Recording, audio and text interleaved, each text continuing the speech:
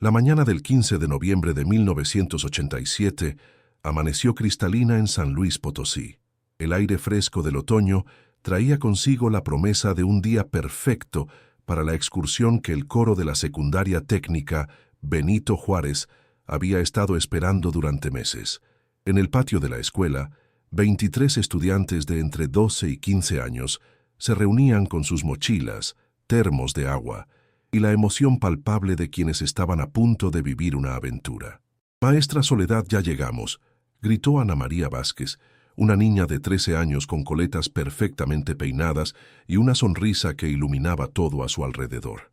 Era la soprano principal del coro, con una voz que había impresionado a todos en el concurso estatal del mes anterior. «Ya veo, mija. Formen una fila ordenada para pasar lista», respondió Soledad Ramírez, la directora del coro, una mujer de 42 años que había dedicado los últimos 15 años de su vida a enseñar música a jóvenes de familias trabajadoras. Su pasión por la música era tan contagiosa que había logrado formar uno de los coros escolares más reconocidos de la región. La profesora Ramírez vestía su mejor blusa blanca y una falda azul marino, con el cabello recogido en un moño que le daba un aire de autoridad maternal. En sus manos llevaba una carpeta con todos los permisos firmados por los padres, las identificaciones de los estudiantes y el itinerario detallado de la excursión que había planeado con tanto cuidado. «A ver, muchachos», dijo mientras desplegaba una lista escrita a máquina, «vamos a verificar que estén todos. Cuando escuchen su nombre digan presente bien fuerte. Ana María Vázquez, presente. Carlos Alberto Mendoza, presente maestra. Elena Sofía Rodríguez, presente». La lista continuó hasta completar los 23 nombres. Eran estudiantes de diferentes grados, unidos por su amor a la música y por la disciplina que la maestra Soledad había inculcado en cada uno de ellos. La mayoría provenía de familias de clase trabajadora, hijos de mecánicos, empleadas domésticas, comerciantes y obreros de las fábricas que rodeaban la ciudad. Roberto Jiménez, el conductor del autobús escolar, había llegado temprano para revisar que el vehículo estuviera en perfectas condiciones. A sus 55 años, tenía más de 20 años de experiencia transportando estudiantes y nunca había tenido un accidente. Era un hombre meticuloso que revisaba los frenos, las llantas y los niveles de aceite antes de cada viaje. «Buenos días, maestra Soledad», saludó Roberto mientras terminaba de limpiar los parabrisas. «El autobús está listo. Revisé todo anoche y otra vez esta mañana». «Gracias, Roberto. Sabes que confío completamente en ti», respondió la maestra con una sonrisa. Roberto había transportado al coro a 3 competencias anteriores y siempre se había comportado como un padre protector con los estudiantes. El autobús era un vehículo amarillo modelo 1985, con capacidad para 35 pasajeros.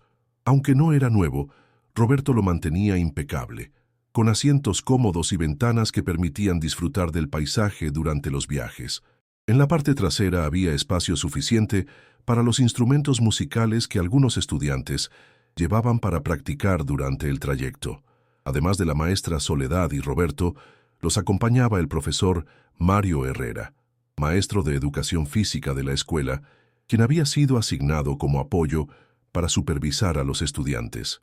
A los 38 años, era popular entre los alumnos por su sentido del humor y su capacidad para mantener la disciplina sin ser autoritario.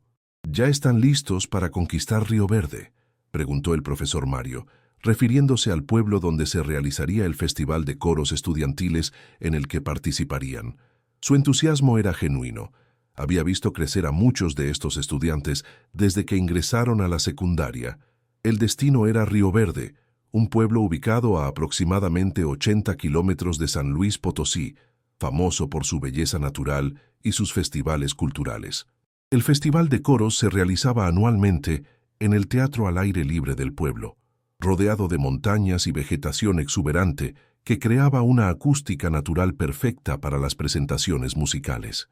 «Maestra, ya quiero que escuchen nuestra presentación», exclamó Javier Morales, un muchacho de 14 años que tocaba la guitarra y había compuesto algunos arreglos especiales para las canciones que interpretarían. Su creatividad musical había sido fundamental para darle un toque único al repertorio del coro. El repertorio que presentarían incluía canciones tradicionales mexicanas como La Llorona y Cielito Lindo, así como algunas piezas más modernas que habían adaptado especialmente para voces juveniles. Habían estado ensayando 3 veces por semana durante los últimos 2 meses, perfeccionando cada armonía y cada entrada.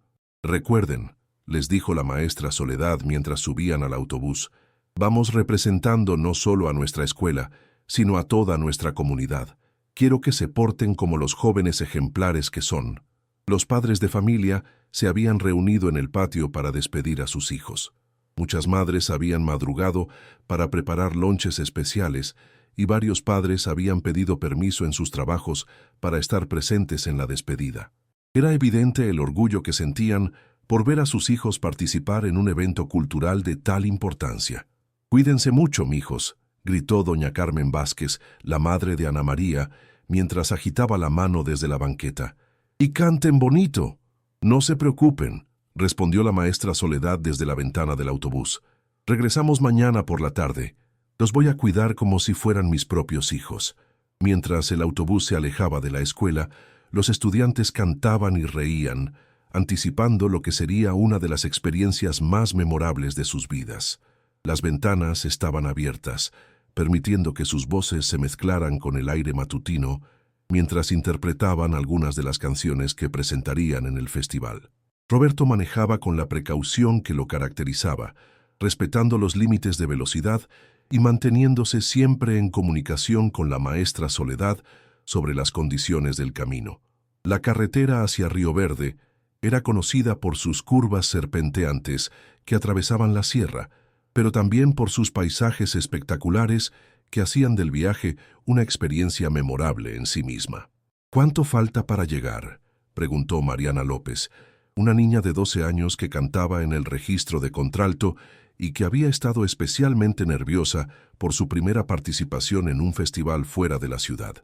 «Todavía como 1 hora y media», respondió Roberto desde el asiento del conductor. «Pero van a ver qué bonito está el camino». A medida que se alejaban de la ciudad, el paisaje urbano daba paso a campos de cultivo, pequeños pueblos y finalmente a las montañas que caracterizaban esa región de San Luis Potosí.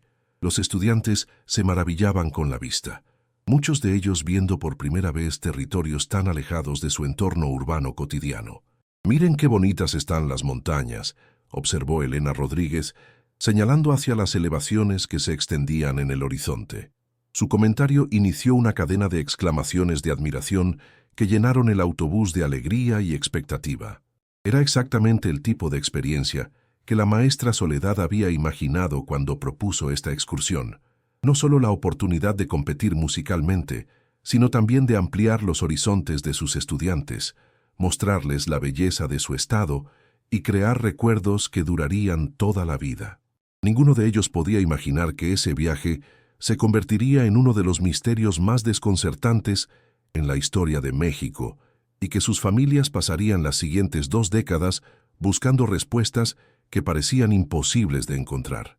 El autobús amarillo continuó su camino hacia las montañas, llevando consigo las esperanzas, los sueños y las voces de 23 jóvenes que nunca regresarían a casa. A las 11:30 de la mañana del 15 de noviembre de 1987, la maestra Soledad realizó su última llamada telefónica desde una caseta pública en el pueblo de Cerritos, a mitad del camino hacia Río Verde. Su voz sonaba tranquila y optimista cuando habló con la directora de la secundaria técnica Benito Juárez, Carmen Elizondo. «Directora, vamos muy bien.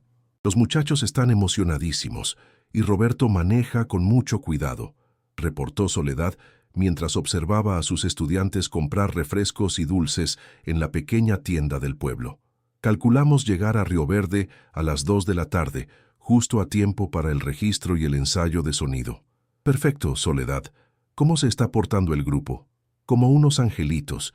Ana María no para de ensayar su solo y Javier ya tiene preparados todos los instrumentos. Creo que vamos a sorprender a todos con nuestra presentación». Era la conversación que toda la comunidad escolar recordaría con dolor durante los años siguientes. Nada en el tono de voz de la maestra Soledad sugería problemas o preocupaciones. Los estudiantes se veían felices y saludables, el autobús funcionaba perfectamente y el clima era ideal para el viaje. ¿A qué hora calculan regresar mañana?, preguntó la directora Elizondo. Salimos de Río Verde después del desayuno, así que estaremos de vuelta en San Luis como a las 3 de la tarde.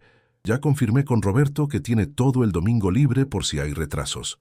Después de colgar el teléfono, la maestra Soledad reunió a sus estudiantes para continuar el viaje.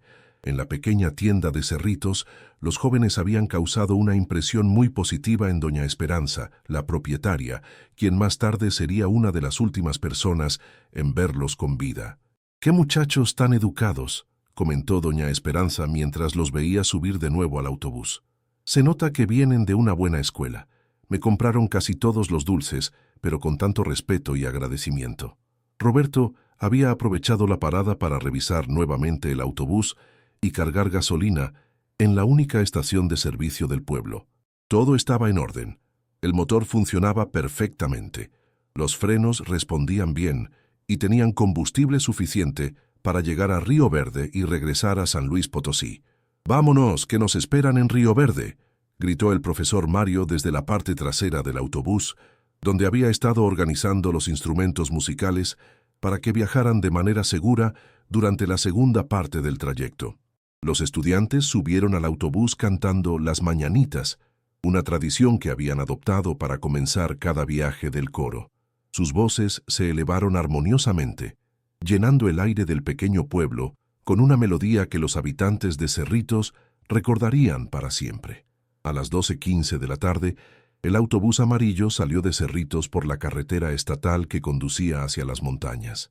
Según los cálculos de Roberto, llegarían a Río Verde con tiempo suficiente para instalarse en el alojamiento que habían reservado y prepararse para su presentación en el festival.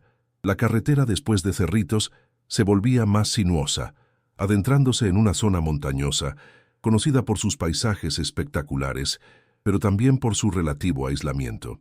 Durante varios kilómetros era común no encontrarse con otros vehículos, especialmente en días entre semana cuando el tráfico turístico era mínimo. Don Aurelio Moreno, un camionero que conocía esa ruta como la palma de su mano, declaró años después haber visto el autobús escolar aproximadamente a las 12:45 de la tarde, viajando en dirección a Río Verde a velocidad normal y sin señales de problemas mecánicos. «Se veía todo normal», recordaba don Aurelio. «El autobús iba bien, no echaba humo ni nada. Hasta pude ver a los muchachos en las ventanas. Parecían estar cantando o platicando. Todo se veía muy tranquilo». Era el último avistamiento confirmado del autobús y sus 26 ocupantes. En Río Verde, los organizadores del festival esperaban la llegada del coro de San Luis Potosí. El profesor Ramón García, coordinador del evento, había preparado todo para recibirlos: las habitaciones en la casa de huéspedes del pueblo, el horario de ensayos y los detalles logísticos para su presentación programada para las 7 de la noche. «¿A qué hora dijeron que llegaban los de San Luis?», preguntó la profesora Isabel Herrera, encargada de registrar a los grupos participantes. «A las 2 de la tarde», respondió el profesor García consultando su agenda. «Ya deberían estar aquí. A lo mejor se retrasaron un poco en el camino». A las 2:30 de la tarde, cuando no habían llegado, el profesor García intentó comunicarse con la secundaria técnica Benito Juárez en San Luis Potosí. La directora Elizondo le confirmó que habían salido de Cerritos a tiempo y que deberían haber llegado ya. «Seguramente encontraron tráfico o tuvieron que parar por alguna razón», especuló la directora. «Roberto es muy responsable. Si hay algún problema, él sabrá qué hacer». A las 4:00 de la tarde, la preocupación comenzó a intensificarse. El festival tenía un cronograma estricto y el coro de San Luis Potosí era uno de los grupos más esperados. Más importante aún, no era normal que un grupo tan responsable como el que dirigía la maestra Soledad se retrasara sin dar aviso. «Voy a llamar a la carretera estatal», decidió el profesor García. «A lo mejor hubo algún accidente o problema mecánico». Las llamadas a diferentes puntos de la carretera no arrojaron información útil. Los encargados de las casetas de peaje confirmaron que no habían registrado ningún accidente, y los pocos viajeros que habían transitado por esa ruta durante la tarde No reportaron haber visto un autobús escolar varado o en problemas. A las 6:00 de la tarde, cuando se acercaba la hora de la presentación, la preocupación se había convertido en alarma real. En San Luis Potosí, la directora Elizondo había comenzado a hacer llamadas a los padres de familia para preguntar si habían tenido noticias de sus hijos. «Doña Carmen, habla Carmen Elizondo de la secundaria. ¿Ha sabido algo de Ana María?» «No, directora, ¿no deberían estar ya en Río Verde?» «Sí, pero se retrasaron y estamos tratando de localizarlos. Seguramente es algo menor, pero quería preguntarle por si acaso». La misma conversación se repitió con 23 familias. Ninguna había tenido noticias de sus hijos desde la despedida esa mañana en el patio de la escuela. A las 7:00 de la tarde, el profesor García tomó la decisión de reportar oficialmente la desaparición del autobús escolar a las autoridades de tránsito estatal. En ese momento, el festival continuó sin la participación del coro de San Luis Potosí, pero la atmósfera festiva se había transformado en una preocupación colectiva por el bienestar de 26 personas que parecían haberse desvanecido en el aire. En San Luis Potosí, los padres de familia comenzaron a reunirse en la escuela, esperando noticias que no llegaban. El silencio de la noche se llenaba con oraciones susurradas y conversaciones nerviosas sobre posibles explicaciones para el retraso. A lo mejor el autobús se descompuso en algún lugar donde no hay teléfono, sugirió don Raúl Mendoza, padre de Carlos Alberto. Roberto sabe de mecánica, seguramente ya lo arregló y están en camino. O puede ser que decidieron quedarse a pasar la noche en algún pueblo por seguridad, añadió doña Elena Rodríguez, madre de Elena Sofía. La maestra Soledad es muy precavida. No manejaría de noche si no se siente segura. Eran explicaciones lógicas y tranquilizadoras, pero conforme pasaban las horas sin noticias, se volvían menos convincentes. A medianoche, cuando no había habido comunicación alguna, todos sabían que algo grave había sucedido. El autobús amarillo de la secundaria técnica Benito Juárez, con 23 estudiantes, 2 maestros y un conductor, había desaparecido completamente en los 80 kilómetros de carretera montañosa entre Cerritos y Río Verde.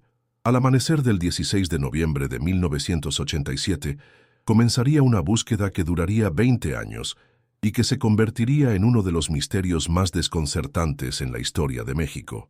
A las 6 de la mañana del 16 de noviembre de 1987, la comandancia de la Policía Estatal de San Luis Potosí se convirtió en el centro de operaciones de la búsqueda más intensa que se había organizado en la región en décadas. El comandante Héctor Maldonado, un veterano de 48 años con experiencia en operaciones de rescate, coordinaba desde su oficina los múltiples equipos que habían sido desplegados a lo largo de la carretera entre Cerritos y Río Verde. «Quiero que revisen cada metro de esa carretera», ordenó Maldonado a sus subordinados. «Cada barranco, cada desviación, cada camino de terracería. Un autobús escolar no puede simplemente desaparecer». En el patio de la secundaria técnica Benito Juárez, 23 familias se habían reunido desde antes del amanecer, formando grupos de apoyo mutuo mientras esperaban noticias de la búsqueda. El dolor y la desesperación se mezclaban con una esperanza feroz de que sus hijos aparecieran sanos y salvos. «Tiene que haber una explicación», repetía doña Carmen Vázquez, madre de Ana María, mientras se aferraba a la mano de su esposo. «Los niños están bien. Estoy segura de que están bien». Don Felipe Jiménez, hermano del conductor Roberto, había llegado desde la madrugada para unirse a la búsqueda. Como mecánico con 30 años de experiencia, conocía perfectamente el autobús que su hermano manejaba y estaba convencido de que no había sufrido una falla mecánica mayor. «Roberto revisó todo antes de salir», le aseguró a las familias. «Ese autobús estaba en perfectas condiciones. Si se paró en algún lugar fue por una razón muy específica». Los primeros equipos de búsqueda habían comenzado a trabajar desde el amanecer. 4 patrullas de la Policía Estatal recorrían meticulosamente la carretera, deteniéndose en cada curva peligrosa y cada punto donde un vehículo podría haber salido del camino. Bomberos de San Luis Potosí y Río Verde se habían unido a la operación, equipados con cuerdas y equipo especializado para explorar barrancos y zonas de difícil acceso. «Comandante», reportó el sargento Morales por radio desde el kilómetro 45 de la carretera, Encontramos marcas de llantas que salieron del pavimento, pero no hay evidencia de que sea el autobús escolar. Cada reporte similar generaba un momento de tensión seguido por desilusión. Durante todo el día, los equipos encontraron varios sitios donde vehículos habían salido de la carretera en el pasado, pero ninguno mostraba evidencia reciente o compatible con un autobús escolar. A las 2 de la tarde, cuando se cumplían exactamente 24 horas desde que el autobús debería haber llegado a Río Verde, el operativo se expandió para incluir helicópteros de la Marina que comenzaron a sobrevolar la región montañosa. Desde el aire, los pilotos tenían una perspectiva privilegiada para detectar cualquier vehículo que hubiera salido de los caminos principales. «Desde aquí arriba se ve todo muy claro», reportó el capitán Rojas desde el helicóptero. «Ya hemos revisado todos los barrancos visibles y no hay rastro del autobús. Es como si hubiera desaparecido de la faz de la tierra». En Cerritos, doña Esperanza, la propietaria de la tienda donde habían hecho la última parada, fue entrevistada repetidamente por los investigadores. Su testimonio era consistente. Los estudiantes y los maestros se habían comportado con normalidad. No habían mencionado problemas o preocupaciones, y el autobús se veía en perfecto estado cuando se marcharon. «Estaban felices», recordaba doña Esperanza con lágrimas en los ojos. «Cantaban y se reían. Ana María, la niñita de las coletas, me dijo que iban a ganar el primer lugar en el festival. ¿Cómo es posible que hayan desaparecido así?». Los habitantes de los pequeños pueblos a lo largo de la ruta fueron interrogados sistemáticamente. Cada persona que había transitado por la carretera ese día fue localizada y entrevistada. Los testimonios eran frustrantemente vagos. Algunos recordaban haber visto un autobús escolar, pero nadie podía proporcionar detalles específicos sobre la hora exacta o la ubicación precisa. Don Aurelio Moreno, el camionero que había reportado el último avistamiento confirmado, fue sometido a múltiples entrevistas para tratar de extraer cada detalle posible de su memoria. «Era aproximadamente las 12:45, insistía don Aurelio. «Iban por el kilómetro 38, subiendo hacia el puerto de montaña. Todo se veía normal. El autobús no parecía tener problemas. Los muchachos se veían bien. No entiendo qué pudo haber pasado después». El kilómetro 38 se convirtió en el punto focal de la búsqueda. Era una zona particularmente montañosa, con curvas cerradas y barrancos profundos a ambos lados de la carretera. Si el autobús había sufrido un accidente en esa área, habría múltiples lugares donde podría haber caído sin ser visible desde el camino. Equipos especializados en rescate montañés fueron traídos desde la Ciudad de México para explorar los barrancos más profundos e inaccesibles.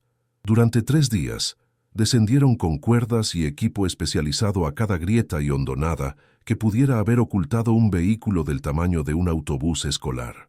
«Hemos explorado barrancos de hasta 200 metros de profundidad», reportó el jefe del equipo de rescate especializado. «No hay evidencia de que un vehículo grande haya caído en ninguno de estos lugares recientemente». A medida que pasaban los días sin resultados, las teorías comenzaron a multiplicarse. Algunos especulaban sobre un secuestro masivo, aunque parecía improbable que alguien pudiera secuestrar a 26 personas simultáneamente sin dejar rastros. Otros sugirieron que el autobús había tomado una desviación y se había perdido en algún camino de terracería en la vasta zona rural. «¿Y si decidieron tomar un atajo?», propuso el profesor Mario García de Río Verde. «A veces los conductores locales conocen caminos alternativos que no aparecen en los mapas oficiales». Esta teoría llevó a la expansión de la búsqueda hacia docenas de caminos de terracería y brechas que se ramificaban desde la carretera principal. Equipos a pie y en vehículos todoterreno exploraron cada sendero accesible, preguntando en ranchos aislados y comunidades rurales sobre el autobús escolar desaparecido. «Revisamos más de 50 caminos secundarios», reportó el comandante Maldonado después de una semana de búsqueda. «Algunos terminan en ranchos, otros simplemente se pierden en la sierra. No encontramos evidencia de que el autobús haya transitado por ninguno de ellos». Las familias se organizaron en turnos para mantener presencia constante en el punto de coordinación de la búsqueda. Preparaban comida para los equipos de rescate, organizaban cadenas de oración y mantenían una vigilia que se extendía las 24 horas del día. No vamos a parar hasta encontrarlos, declaró don Raúl Mendoza en una entrevista con la prensa local. Son nuestros hijos. Tienen que estar en algún lugar. Los medios de comunicación nacionales comenzaron a seguir el caso, convirtiendo la desaparición del coro escolar en una noticia de primer plano. Reporteros de televisión, radio y periódicos llegaron a San Luis Potosí para documentar la búsqueda y entrevistar a las familias desesperadas. La cobertura mediática generó una ola de solidaridad nacional. Voluntarios de todo México comenzaron a llegar para unirse a la búsqueda, aportando tiempo, recursos y esperanza a una operación que crecía día a día. Pero después de 2 semanas de búsqueda intensiva, que había involucrado a cientos de personas, docenas de vehículos, helicópteros y equipo especializado, los resultados eran desalentadores. No se había encontrado ni rastro del autobús escolar ni de sus 26 ocupantes. El comandante Maldonado se vio forzado a reconocer lo que todos temían, pero nadie quería aceptar. Se enfrentaban a una desaparición que desafiaba toda lógica y explicación convencional. En 30 años de carrera, admitió en una conferencia de prensa, nunca he visto algo así. Es como si hubieran desaparecido del mundo. Las familias se negaron a aceptar que la búsqueda activa terminara, pero las autoridades se vieron obligadas a reducir la operación a un nivel de mantenimiento, con revisiones periódicas, pero sin el despliegue masivo de recursos que había caracterizado las primeras semanas. La desaparición del coro escolar de la secundaria técnica Benito Juárez se había convertido oficialmente en un misterio sin resolver, dejando a 23 familias en un limbo emocional que se extendería durante las siguientes 2 décadas. 6 meses después de la desaparición, la investigación oficial había llegado a un punto muerto, pero las teorías sobre lo que realmente había ocurrido con el coro escolar continuaban multiplicándose como hongos después de la lluvia. En las calles de San Luis Potosí, en las cantinas, en las reuniones familiares y especialmente en las casas de las familias afectadas, las especulaciones se habían convertido en una obsesión colectiva. El detective privado Armando Castillo había sido contratado por un grupo de padres de familia que se habían organizado para obtener fondos y continuar la investigación por cuenta propia. Castillo, un exagente federal con 20 años de experiencia, había revisado meticulosamente todos los expedientes oficiales y había llegado a conclusiones que perturbaban profundamente a las familias. Hay aspectos de este caso que no cuadran, les explicó Castillo durante una reunión en la casa de los Vázquez. Un autobús no puede simplemente evaporarse. Tiene que haber algo que las autoridades no están viendo o que no quieren ver. La teoría más perturbadora que había desarrollado Castillo se basaba en información que había obtenido de sus contactos en el gobierno federal. Durante 1987, la región montañosa entre San Luis Potosí y Río Verde había sido utilizada ocasionalmente por organizaciones criminales para transportar drogas hacia la frontera norte del país. ¿Está usted sugiriendo que nuestros hijos se toparon con narcotraficantes?, preguntó doña Elena Rodríguez, con una mezcla de horror y esperanza en su voz. Al menos, esa teoría implicaba que podrían estar vivos en algún lugar. Es una posibilidad que no podemos descartar, respondió Castillo con cuidado. Si el autobús se encontró accidentalmente con una operación criminal, las personas involucradas habrían tenido motivos para hacer desaparecer toda evidencia del encuentro. Esta teoría ganó credibilidad cuando Castillo descubrió que 3 semanas después de la desaparición del coro, las autoridades federales habían realizado una operación antinarcóticos en la misma región, arrestando a varios miembros de una organización que transportaba cocaína desde Sudamérica hacia Estados Unidos. ¿Por qué no nos dijeron esto antes?, demandó don Felipe Jiménez, hermano del conductor Roberto. Si sabían que había actividad criminal en esa zona, ¿por qué no lo investigaron desde el principio? La respuesta nunca llegó de las autoridades oficiales, pero Castillo había desarrollado sus propias sospechas sobre por qué cierta información había sido omitida de la investigación inicial.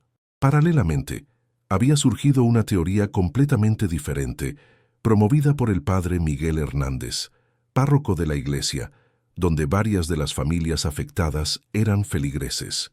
El padre Miguel había estado proporcionando apoyo espiritual a las familias y había desarrollado su propia interpretación de los eventos. Creo que Dios tenía un plan especial para estos jóvenes, explicaba el padre Miguel durante las misas dominicales que se habían convertido en reuniones de las familias del coro. A veces, el Señor llama a las almas más puras para una misión que nosotros no podemos comprender. Esta perspectiva religiosa proporcionaba consuelo a algunas familias, especialmente a las más devotas, pero generaba tensión con aquellos que preferían buscar explicaciones racionales y terrenales para la desaparición. Una tercera teoría, más práctica pero igualmente desconcertante, había sido propuesta por el ingeniero Carlos Ramírez, quien había trabajado en la construcción de carreteras en la región durante los años 80. Ramírez sugería que el autobús había caído en una caverna natural oculta que no había sido detectada durante las búsquedas. La geología de esa zona es muy compleja, explicaba Ramírez a quien quisiera escucharlo. Hay sistemas de cavernas que se extienden por kilómetros bajo tierra. Si el autobús cayó en una abertura que después se cerró por un derrumbe, sería imposible encontrarlo con los métodos de búsqueda convencionales. Para probar su teoría, Ramírez había organizado varias expediciones de espeleología con voluntarios especializados en exploración de cuevas. Durante 2 años, estos grupos exploraron docenas de cavernas conocidas en la región, además de buscar entradas ocultas que pudieran haber estado abiertas en 1987. Encontramos evidencia de que algunas cavernas han sufrido derrumbes recientes, reportó Ramírez después de una de estas expediciones. Pero no pudimos acceder a las áreas colapsadas para verificar si hay algo enterrado bajo los escombros. Mientras tanto, en los pasillos de la secundaria técnica Benito Juárez, había surgido una teoría más siniestra, susurrada por algunos maestros que conocían detalles sobre la vida personal de los adultos que habían desaparecido con el coro. Hay cosas sobre la maestra Soledad que nunca se hicieron públicas, murmuró la profesora García durante una conversación privada con colegas de confianza. Tenía problemas financieros serios, le debía dinero a varias personas. Esta línea de especulación sugería que la desaparición podría haber sido orquestada deliberadamente por uno de los adultos del grupo para escapar de problemas personales. Sin embargo, quienes conocían bien a la maestra Soledad encontraban esta explicación completamente inconsistente con su carácter y su dedicación a los estudiantes. Soledad amaba a esos muchachos más que a su propia vida, insistía la directora Carmen Elizondo. Jamás los habría puesto en peligro deliberadamente. Esa teoría es absurda. La teoría más fantástica había sido propuesta por el investigador de fenómenos paranormales Eduardo Villanueva, quien había llegado a San Luis Potosí atraído por la naturaleza inexplicable del caso. Villanueva sugería que la desaparición había sido causada por un portal dimensional o algún tipo de anomalía electromagnética que había transportado al autobús a otra realidad. He documentado casos similares en otras partes del mundo, afirmaba Villanueva durante conferencias que atraían audiencias curiosas pero escépticas. Hay lugares en la Tierra donde las leyes normales de la física no se aplican de la misma manera. Aunque la mayoría de las personas rechazaba estas explicaciones sobrenaturales, la ausencia total de evidencia física había creado un vacío que permitía que florecieran todo tipo de teorías, por más improbables que fueran. A medida que pasaban los meses, las diferentes teorías comenzaron a crear divisiones entre las familias afectadas. Algunos se aferraban a la esperanza de que sus hijos estuvieran vivos en algún lugar, posiblemente secuestrados, pero sobreviviendo. Otros habían comenzado a aceptar la posibilidad de que hubieran muerto en un accidente que simplemente no había sido descubierto. Ya no sé qué creer, admitió doña Carmen Vázquez durante una entrevista 2 años después de la desaparición. He escuchado tantas explicaciones diferentes que mi cabeza está hecha un lío. Lo único que sé es que quiero encontrar a mi hija. Las teorías habían comenzado a tomar vida propia, alimentadas por la frustración de las familias, la cobertura mediática sensacionalista y la incapacidad de las autoridades para proporcionar respuestas definitivas.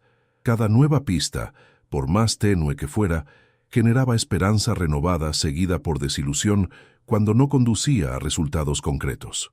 El detective Castillo continuaba trabajando en el caso, pero después de 3 años de investigación intensiva, él también se había visto forzado a admitir que se enfrentaba a algo que desafiaba su experiencia y sus métodos tradicionales de investigación.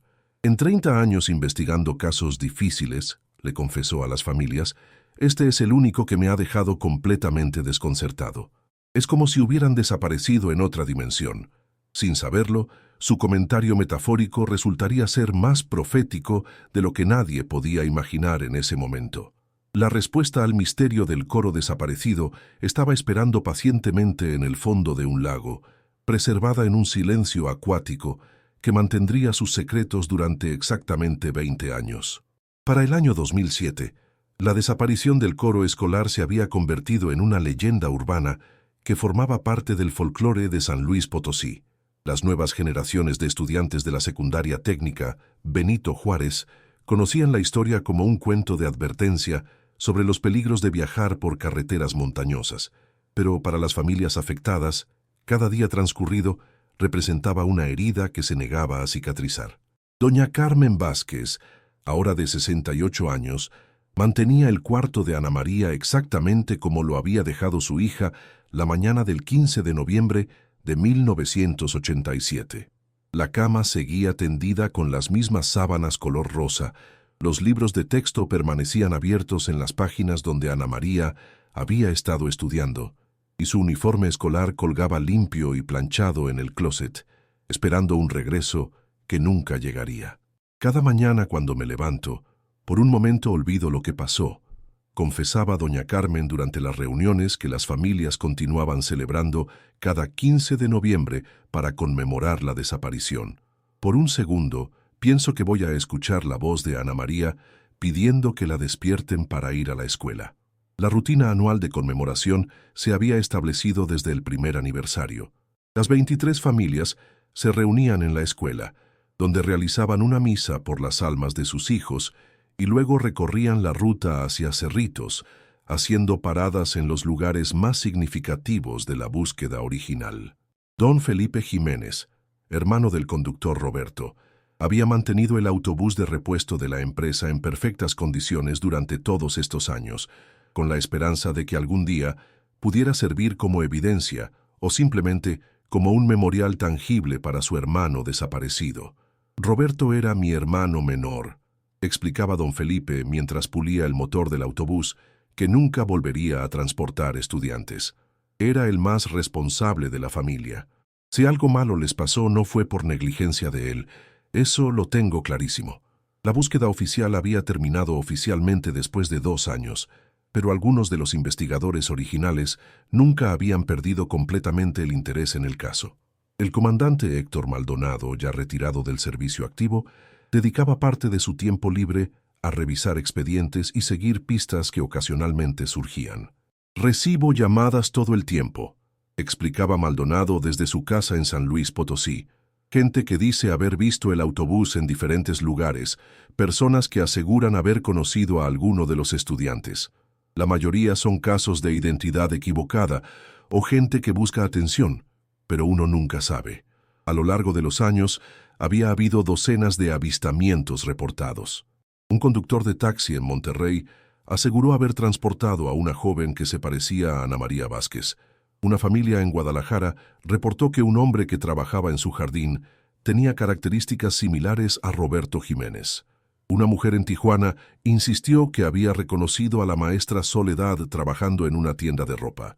Cada reporte generaba oleadas renovadas de esperanza, seguidas por desilusión, cuando las investigaciones demostraban que se trataba de casos de identidad errónea o ilusiones alimentadas por la desesperación. Después de tantos años, admitía don Raúl Mendoza, padre de Carlos Alberto, uno aprende a no emocionarse demasiado con las noticias, pero tampoco puede uno ignorarlas completamente. Y si alguna vez una de esas llamadas resulta ser real, el detective privado Armando Castillo había continuado trabajando en el caso de manera intermitente, financiado por donaciones de las familias y ocasionalmente por sus propios recursos. Su investigación lo había llevado por caminos cada vez más complejos y perturbadores. He documentado actividades criminales en esa región que se remontan hasta los años 60, explicaba Castillo durante una de sus presentaciones anuales a las familias. Hay organizaciones que han operado en esas montañas durante generaciones, con conexiones que llegan hasta niveles muy altos del gobierno. En la secundaria técnica Benito Juárez, el programa de coro había sido suspendido permanentemente después de la desaparición. El aula de música había sido convertida en un salón de computación, pero la directora actual, que había sucedido a Carmen Elizondo, mantenía un pequeño memorial con fotografías de los estudiantes desaparecidos en el vestíbulo principal. Cada generación nueva de estudiantes pregunta sobre las fotografías, explicaba la directora Morales. Les contamos la historia como una lección sobre la importancia de valorar cada día y cada oportunidad de estar juntos. Los hermanos y compañeros de clase de los estudiantes desaparecidos habían crecido llevando el peso de la pérdida y la incertidumbre. Muchos se habían convertido en adultos exitosos, pero todos conservaban una melancolía especial cuando recordaban a sus familiares y amigos que nunca regresaron. Mi hermana Ana María tenía una sonrisa que iluminaba cualquier habitación, recordaba Roberto Vázquez, quien ahora era ingeniero civil en Monterrey. 20 años después, todavía sueño con ella cantando. Todavía espero que algún día regrese y me explique dónde ha estado todo este tiempo. Para el 20º aniversario en 2007, las familias habían organizado una ceremonia especial más elaborada que las anteriores. Habían comisionado un monumento en el cementerio municipal con los nombres de las 26 personas desaparecidas, aunque no había cuerpos que enterrar. Es una manera de darles un lugar de descanso, aunque sea simbólico, explicó doña Elena Rodríguez durante la ceremonia de dedicación. Necesitábamos un lugar donde pudiéramos venir a hablar con ellos, a dejarles flores, a sentirnos cerca de ellos. Lo que ninguna de las familias podía imaginar era que exactamente 3 meses después de esa ceremonia, el destino les proporcionaría las respuestas que habían estado buscando durante 2 décadas. La verdad sobre el coro desaparecido estaba a punto de emerger desde las profundidades de un lago que había guardado sus secretos en silencio absoluto durante 20 años.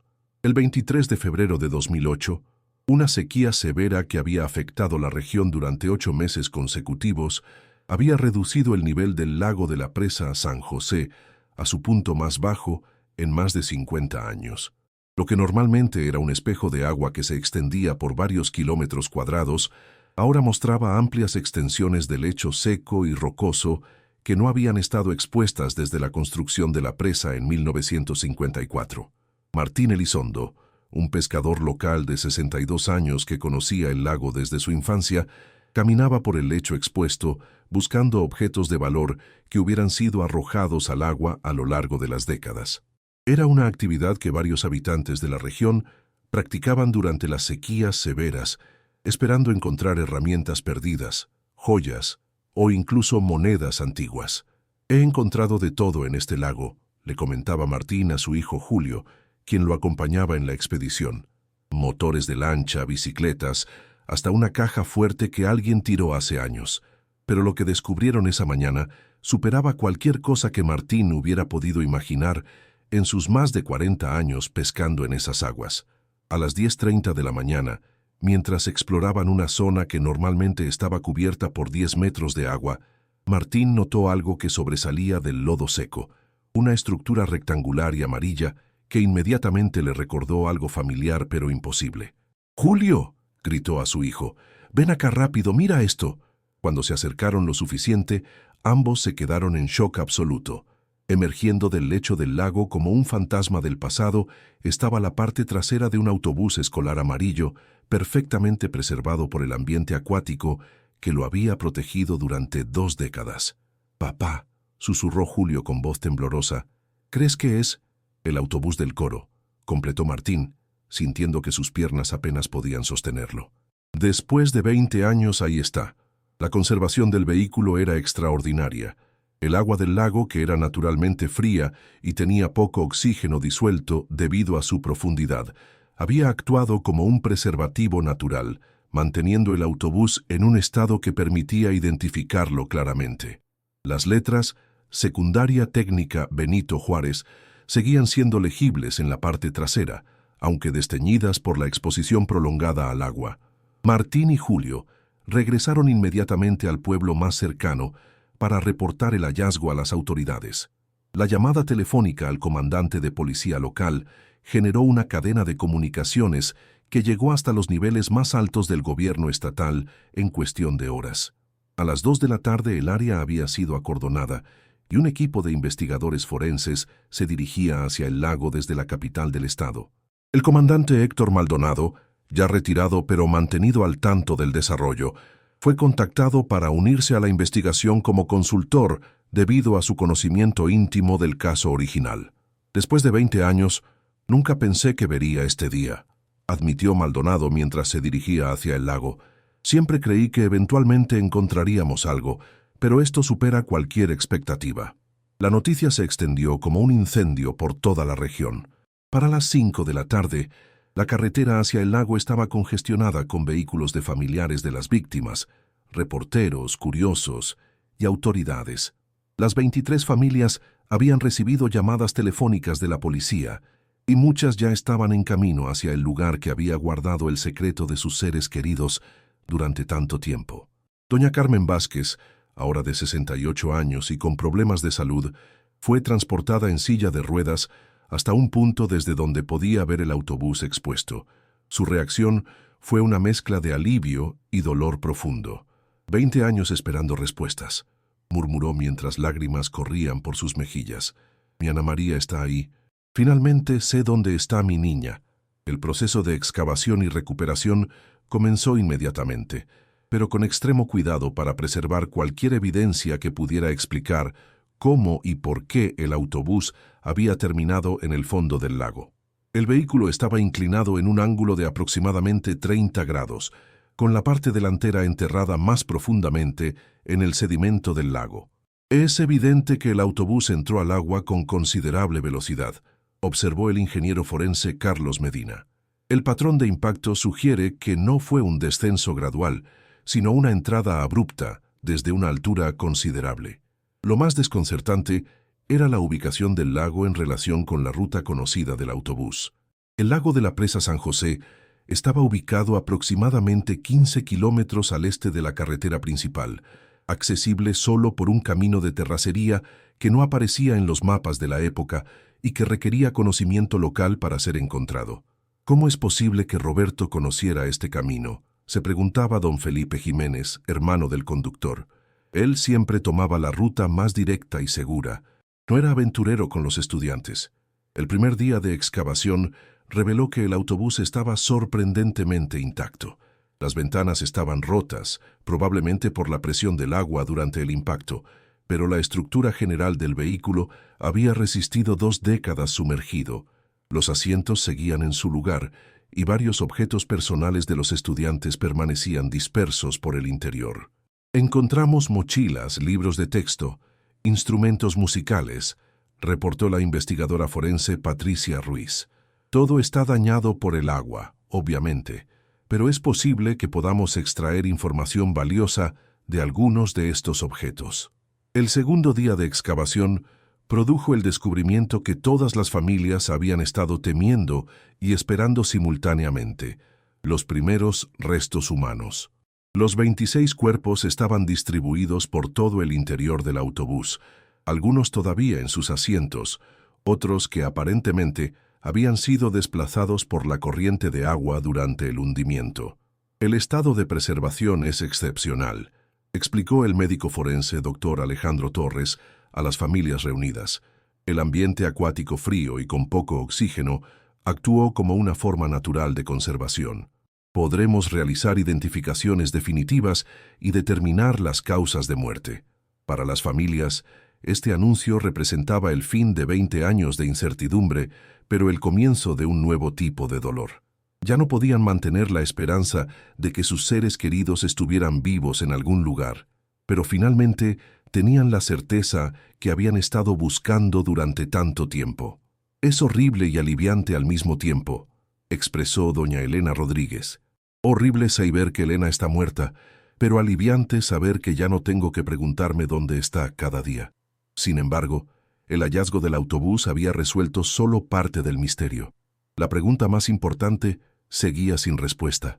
¿Cómo había llegado el vehículo hasta un lago remoto que estaba tan lejos de su ruta planificada? Y más importante aún, ¿qué había causado que saliera de la carretera principal y tomara un camino que aparentemente ninguno de los adultos a bordo conocía?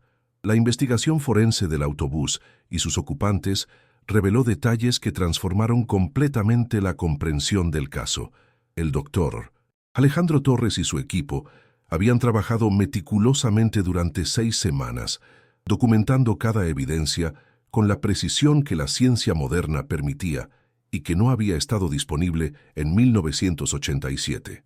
Los resultados de las autopsias son consistentes, anunció el doctor Torres durante una conferencia de prensa que fue transmitida en vivo por todas las televisoras nacionales.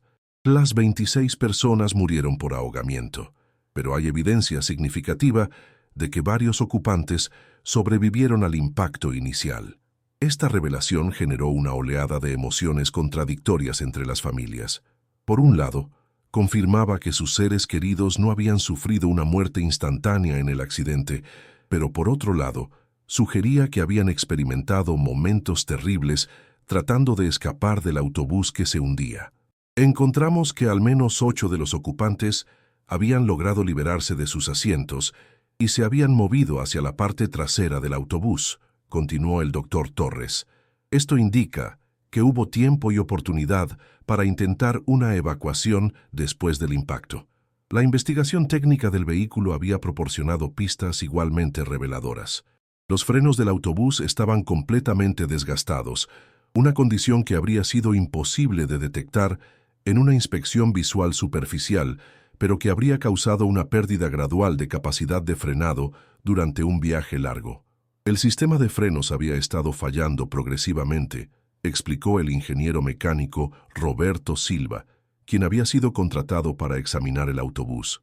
No fue una falla súbita y catastrófica, sino un deterioro que se habría manifestado como una reducción gradual en la capacidad de frenar.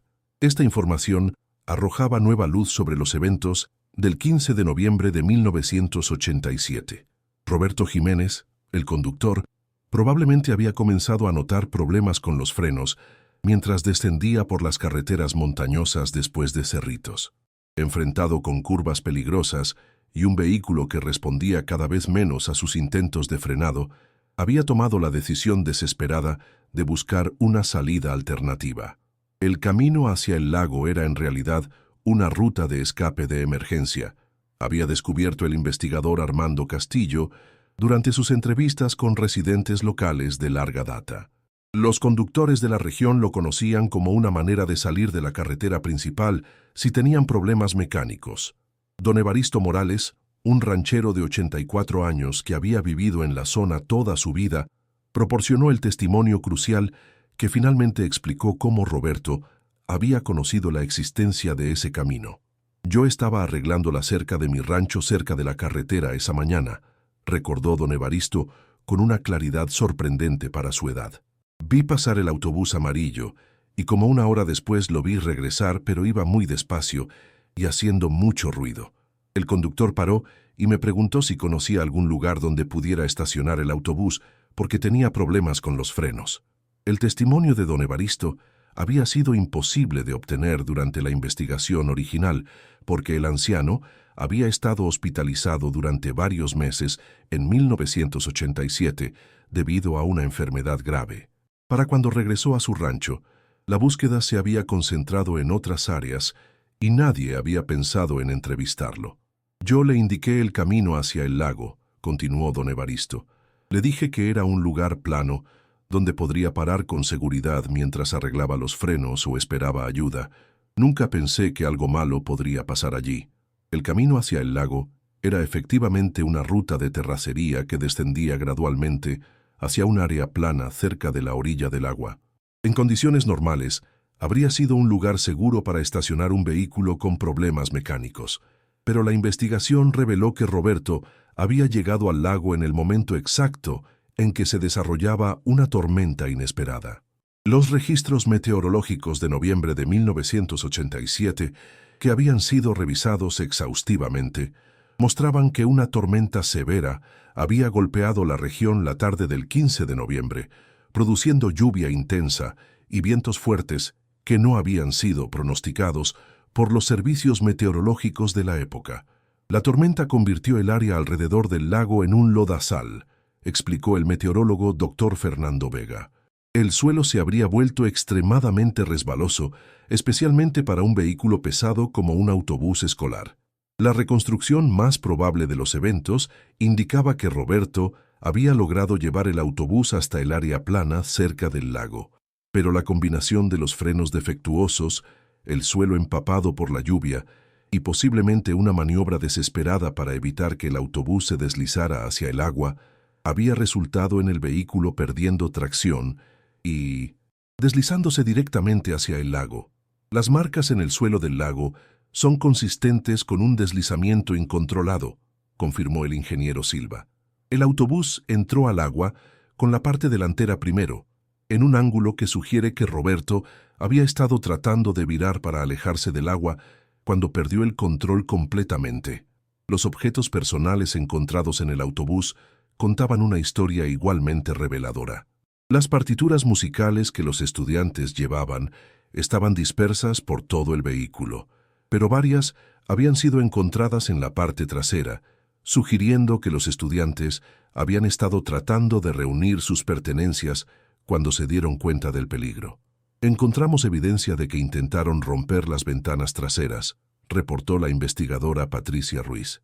Había fragmentos de vidrio y objetos contundentes que habían sido utilizados para tratar de crear una salida de emergencia. Pero lo más conmovedor fueron los mensajes que algunos de los estudiantes habían logrado escribir en los últimos momentos. En su mochila, Ana María Vázquez tenía una nota garabateada rápidamente en una página de su cuaderno. Mamá, papá, los amo. Los frenos no funcionan. El maestro Roberto está haciendo todo lo posible. Similar evidencia fue encontrada con otros estudiantes, incluyendo un dibujo que la pequeña Mariana López había hecho de su familia con un mensaje que decía: «Gracias por todo, cuiden a mi hermanito». Estos mensajes muestran que los estudiantes entendían la gravedad de la situación, pero mantuvieron la calma y pensaron en sus familias hasta el final, observó el psicólogo forense Dr. Manuel Herrera. Es testimonio de la educación y los valores que habían recibido tanto en casa como en la escuela. La maestra Soledad había sido encontrada en la parte delantera del autobús, aparentemente habiendo estado ayudando a Roberto hasta los últimos momentos.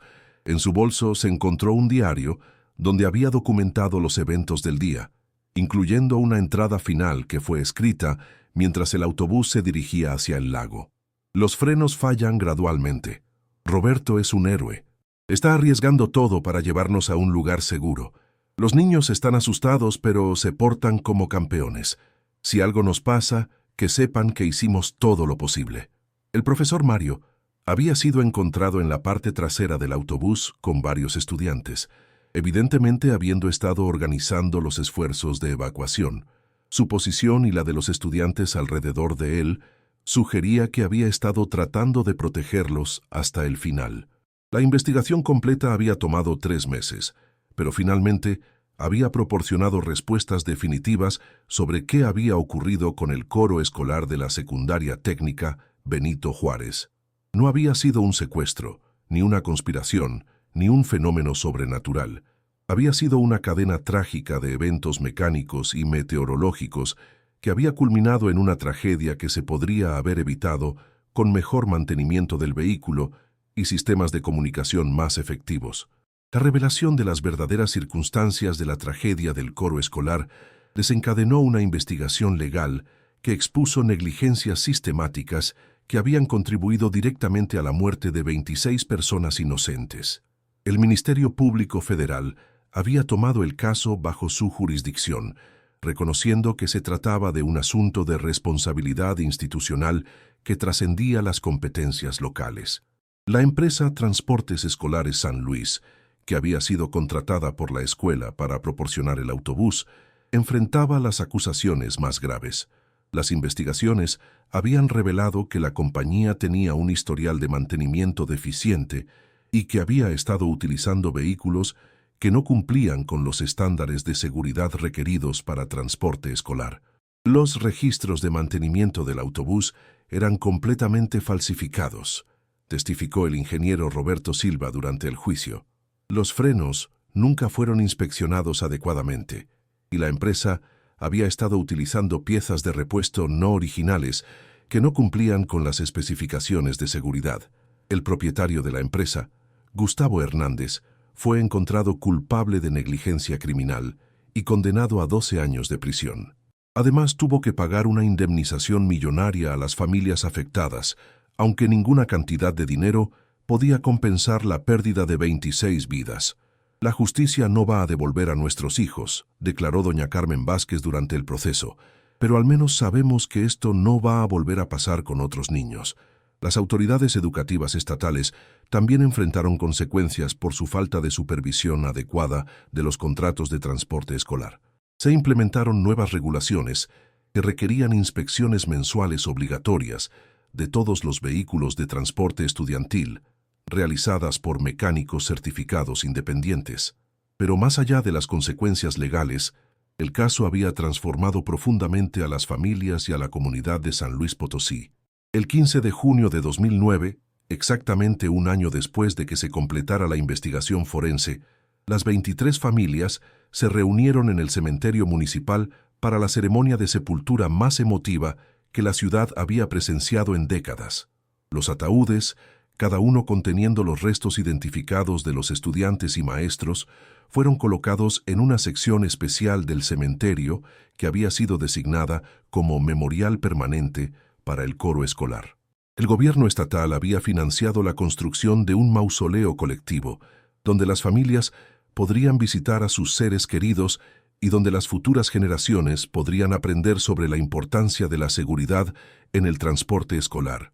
Después de 22 años, finalmente podemos traerlos a casa, dijo don Felipe Jiménez, hermano del conductor Roberto, mientras colocaba flores sobre la tumba de su hermano. Roberto murió como había vivido, protegiendo a los niños que estaban bajo su cuidado. La ceremonia incluyó una presentación musical del nuevo coro de la secundaria técnica Benito Juárez, que había sido restablecido en honor a los estudiantes perdidos. Las voces jóvenes interpretaron Las golondrinas y Cielito lindo, las mismas canciones que el coro original había estado preparando para el Festival de Río Verde. Sus voces viven a través de nosotros, declaró la actual directora del coro, maestra Patricia Morales, quien había sido estudiante en la misma escuela cuando ocurrió la tragedia. Cada vez que cantamos, honramos su memoria y continuamos el legado musical que ellos iniciaron. El lago donde había sido encontrado el autobús fue transformado en un parque memorial. Una placa de bronce fue instalada en el lugar exacto donde el vehículo había estado sumergido durante 2 décadas, con los nombres de todas las víctimas y una inscripción que resumía la lección aprendida de la tragedia. En memoria del coro escolar de la secundaria técnica Benito Juárez. Sus voces se silenciaron, pero su legado perdura. Que su sacrificio nos recuerde la importancia de proteger a nuestros niños con vigilancia, cuidado y responsabilidad. Para las familias, el proceso de duelo pudo finalmente comenzar de manera saludable después de más de 2 décadas de incertidumbre. Muchas habían desarrollado vínculos profundos entre sí durante los años de búsqueda, convirtiéndose en una familia extendida, unida por la tragedia, pero también por la esperanza de que su experiencia pudiera prevenir futuras tragedias. Ana María habría cumplido 33 años este mes, reflexionó doña Carmen Vázquez durante una entrevista 5 años después del descubrimiento. A veces me pregunto qué habría sido de su vida, si habría tenido hijos, si habría seguido cantando, pero ya no me torturo con esas preguntas. Ahora sé que ella está en paz, y eso me da paz a mí también.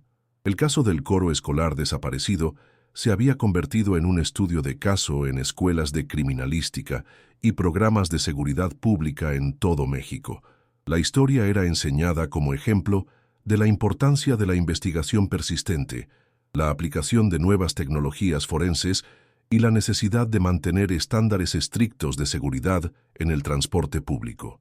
Roberto Vázquez, hermano de Ana María, se había convertido en ingeniero especializado en seguridad vehicular, dedicando su carrera a desarrollar sistemas de mantenimiento preventivo que pudieran evitar las fallas mecánicas que habían causado la muerte de su hermana. Ana María murió debido a negligencia humana, explicaba Roberto durante las conferencias que daba sobre seguridad en el transporte escolar. Pero su muerte no fue en vano, si logramos que casos como este nunca vuelvan a suceder. El 15 de noviembre de 2017, en el 30º aniversario de la tragedia, se inauguró en la secundaria técnica Benito Juárez el Auditorio Ana María Vázquez y Los Ángeles del Coro, un teatro moderno equipado con la mejor tecnología acústica donde estudiantes de toda la región podían presentar sus talentos musicales. Este auditorio representa esperanza, declaró la directora actual de la escuela durante la ceremonia de inauguración. Representa la idea de que del dolor más profundo puede surgir algo hermoso, algo que honre la memoria de quienes perdimos y que inspire a las futuras generaciones. Las familias del coro desaparecido habían encontrado finalmente paz no solo a través de conocer la verdad sobre lo que había pasado con sus seres queridos, sino también a través de crear un legado positivo que trascendía la tragedia.